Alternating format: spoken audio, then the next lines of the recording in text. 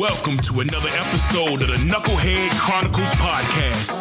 This podcast was designed to let you know that you aren't the only one that took forever to get it together. So the rabbit hole that you have stumbled down will hopefully help you understand that just when you think it's over, it's only the beginning. Just because you were dealt a bad hand doesn't mean you have to keep it. Welcome to the Knucklehead Chronicles podcast.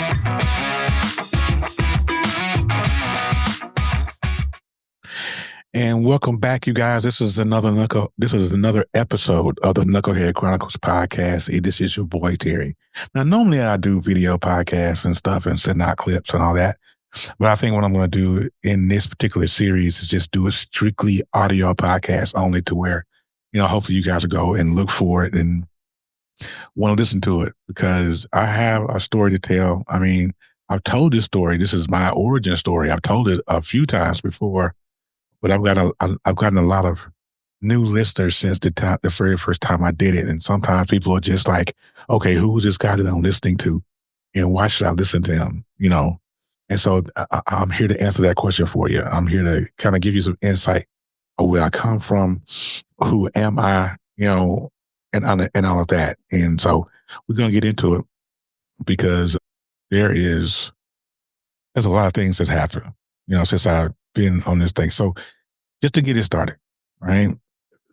I'm 50 years old. Let me say that first. So that way, anybody can give me, any kind of old jokes, I go ahead and do that while you listen to it and laugh at it while you're on the road. But anyways, I'm 50 years old. I remember when I was a kid, and my first story, the first thing that I can remember is when I was 17, and no, I might have been 16, because I was just becoming a father. I had my eldest daughter was born when I was 16 years old. So it was before that. I had to be 15. Anyways, this is when I first found out that the man who raised me all these years, that he's raised me, this is when I found out that he was not indeed my biological father. He's my brother's daddy, but he wasn't my daddy. So at 15, I remember, I'm from a small town out of North Carolina. And, how small towns are, everybody knows everybody, and so that's what happened. Everybody knows everybody. And so we only had one high school, one middle school, and so there's this young lady that I had a crush on, bad, real bad, and I remember going to tell my mom one Saturday morning. It was a Saturday, and I'll never forget it, because it was hot, and my mother, always late. She'd always sleep in on Saturday, so I'll go ahead and sit on the side of the bed with her, and we'll talk and whatever. And so I told her, Mom, I said, I got this girl, man. She's, I'm really feeling her, what have you. And she's like, well, okay, well, who is she? What's her name? Whatever. And I was like, well, this is her name, And she was like, oh, and she gave me the long dramatic pause. And she was like, you can't date her. And I said, well, why? Why can't I date her? She said, because, you guys share a father. I'm like, wow, okay, so wait. So are you telling me that the man that raised me isn't my real dad? And she was like, yeah, I hate to say it, but yeah. Emotional damage. Definitely came my way, because I had no idea that, I always thought that he was my father. I didn't think anything of it, But that is when life for me changed. And that's when life for me kind of a little different, because I was like, okay, somebody's lying, around the way. And I'm like, why is everybody lying to me? And I really liked this girl. So, of course, I had to backpedal and be like, I can't rock with you, because I can't rock with you, because I know that that we have the same father. So for many, many moons after that, I thought that this young lady's father was my biological father, right? And it was hard. At that point in my life, I was 15, 16 years old with a daughter. I really didn't know what I was doing, first of all. And now I'm thrust into fatherhood. And now I feel like I've been lied to my entire life because the man that raised me isn't my father. Things between me and him changed because there was a level of respect, mutual respect that we had, or that I had for him. And once that came out, I was like, hey, you ain't my daddy, brother. You know what I'm saying? I could do it on, you ain't my daddy. Or whatever. That's kind of the attitude that I took. And it did not fare well for me. I ended up getting put out. I ended up getting put out of the house because of the disrespect that I gave him. I ended up living with my grandmother, who lived. Fortunately, she lived across the field from me. You know, my father had a mobile home, and in the little town that we lived in, and my grandmother had a trailer right behind us. So I just moved across the field to my grandma's house. At that point in my life, I was still in school, still trying to make it, just making all kinds of bad decisions, just doing crazy stuff. You know, not really being a father, not being the man that I needed to be. And as you listen to this series, you will see that was a running thing for me. I did that a lot because I did not know how to be a father. Because what happened was, right before all this news came out, I mean, I was never given the birds and the bees talk. So, some people, they get that automatically. They get the birds and the bees. They get the, when a man loves a woman type deal. I never got that. So I winged it. My first few years of being a father, I winged it. So I didn't know what I was doing. So I hurt a lot of people going forward. So I kind of muddled through, got in trouble with the law a little bit with the child support and all that, ended up going to court, and it was just amazing. But my mental at that point was I hated everybody. I didn't trust not a single soul because everybody's lying. My thought process was everybody's lying. And so I kind of disparaged my mother. Like I was really, really mad with her. Like, why would you take all this time? Why would you wait till I'm 16, 17 years old to tell me that this man is not my father? So that was my excuse for my bad behavior. Okay, notice that I said excuse. And, and I made a lot of them. I made a lot of bad choices. So I made it through high school, graduated. I went through not knowing what I was doing with my life. I don't know what's next. I was so confused. Like I said, got a daughter, baby mama. She wasn't too bad, what I'm saying, but bad enough where they put the fear of God in me. Her dad was a very, very burly man, and he didn't play because of his granddaughter. God rest his soul. But it was hard. So I abandoned my daughter, for the lack of a better term. I abandoned my daughter. And so I was like, well, I don't know what I'm doing. So let me do something else. So I went to the military, which was a complete waste of time. I will tell you that. An absolute complete waste of time. I signed up with the Army National Guard, and I went in on a split bill. So anybody know anything about that? That is when you sign, like I signed up the summer of my senior year. I was employed by the government. I worked for the government. I went to drills. I got paid through the government. But then when I graduated from high school, then I went to boot camp. Boot camp's a funny story. It really is. So,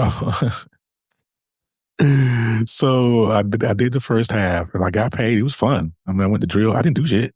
Excuse my French. I didn't do nothing because we weren't authorized because we haven't been through training yet. So we're just there, And so I graduated from high school. And then I got my orders to go to boot camp. Now, my first duty station, of course, boot camp was in Fort Sill, Oklahoma. Now, if anybody's watching this and know anything about Oklahoma, it's hot out there. And I went in the summer of 1993, before half of you guys that listened to this were born. 1993, I went to Fort Sill, Oklahoma. And I tell you, the worst. I met some good folks, some folks that I caught up with on Facebook here just a few years back that I've been looking for. But with the boot camp, I'll give you guys If anybody listening to this has ever watched the movie In the Army Now of Pauly Shore, that movie was filmed at Fort Sill. Everything you see in that Army section of that movie in the beginning, that's what I went through. Everything. The buildings, the black senior drill sergeant that was in that movie was my senior drill sergeant, Adam Stokes. It was just that. So the military wasn't for me. It wasn't for me. I had a girlfriend back home, so I got homesick a lot. I had a picture of her in my helmet. So I took my helmet off. Anytime I took my helmet off, I would see a picture of her, and it made it worse. Right.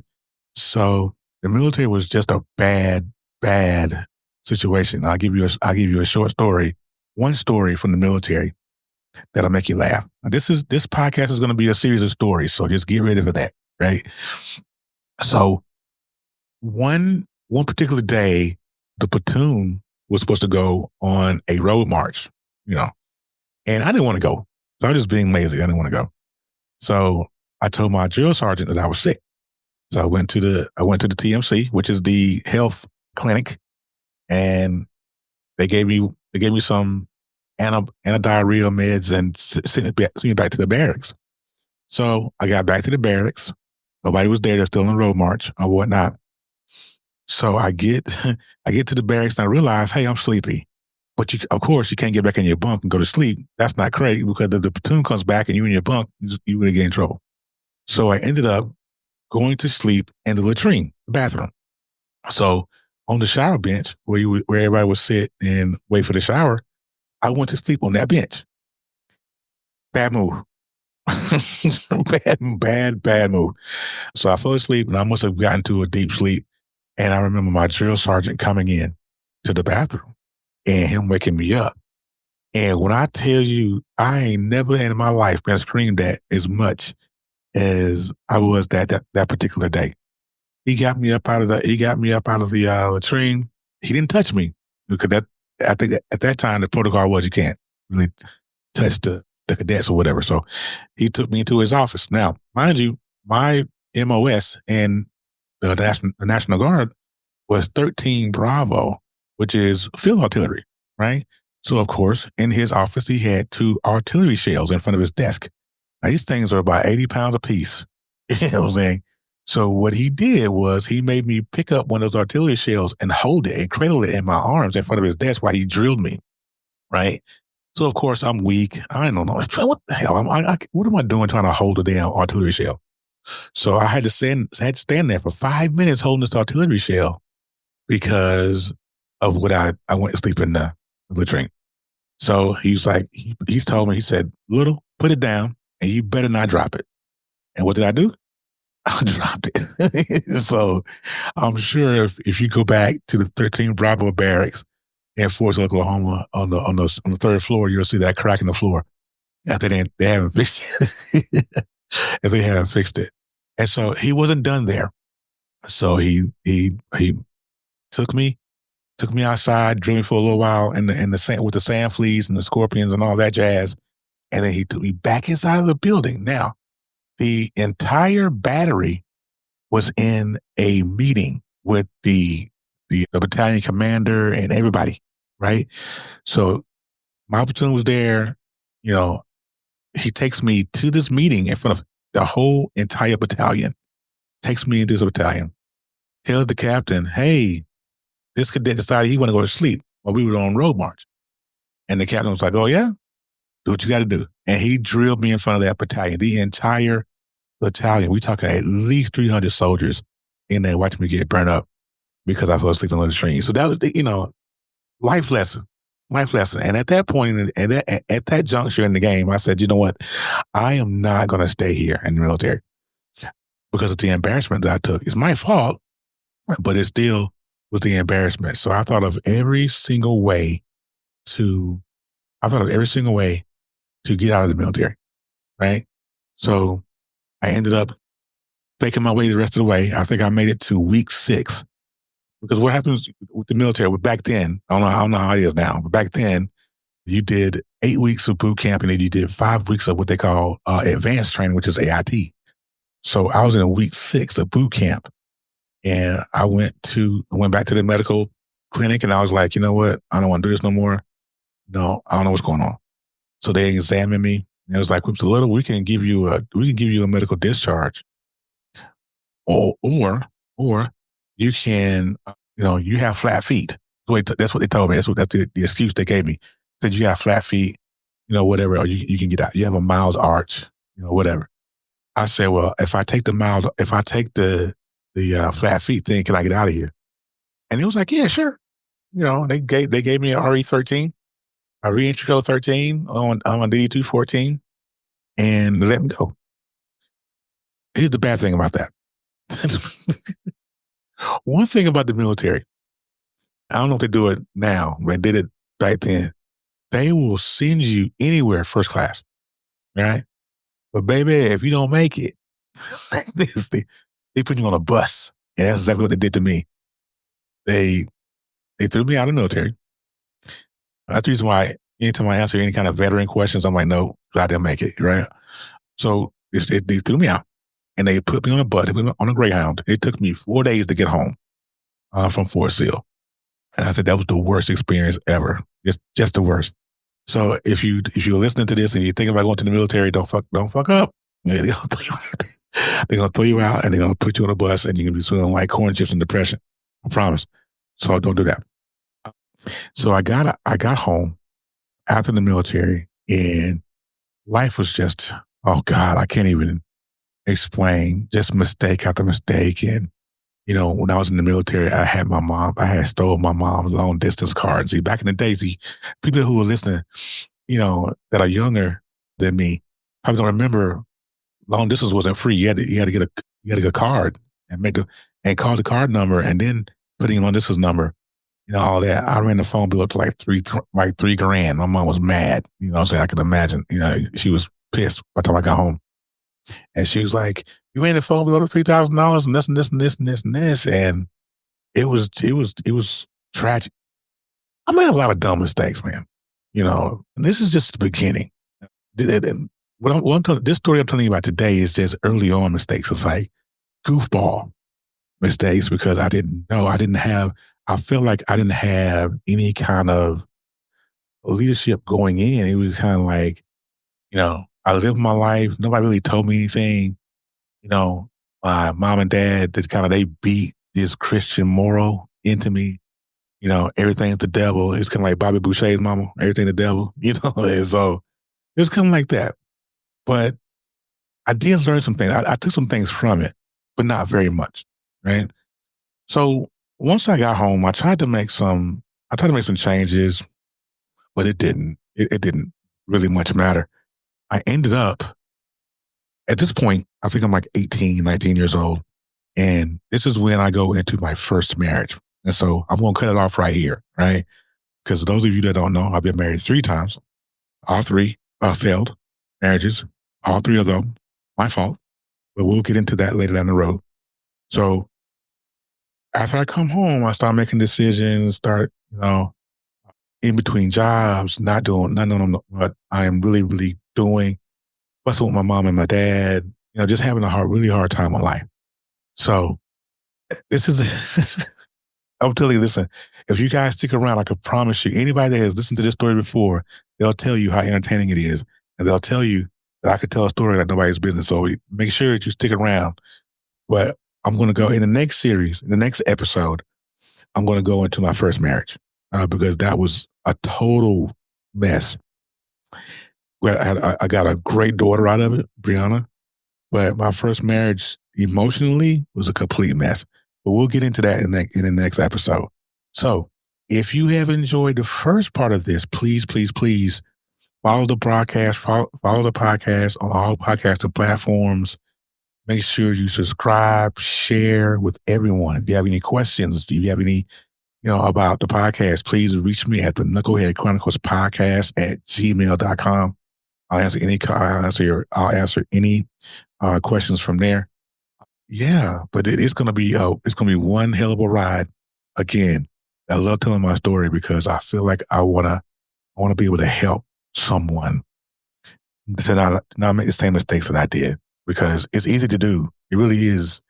really is easy to make the same mistakes, bad choices, and then blame everybody else for your mistakes. So it's which what I did for many moons is I made the bad choices and the bad decisions, and I would blame everybody else. So, hopefully me telling my story again will help somebody not do it. So until the next episode, which I'm going to do very soon, I'll start being more consistent consistent with these because it's important.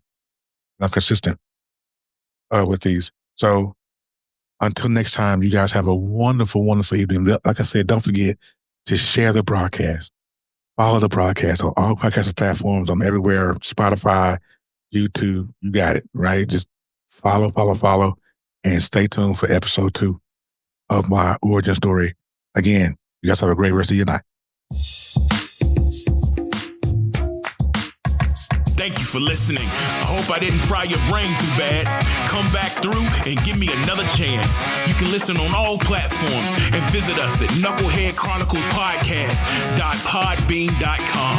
Until next time, in the words of the incomparable Jerry Springer, take care of yourself and each other.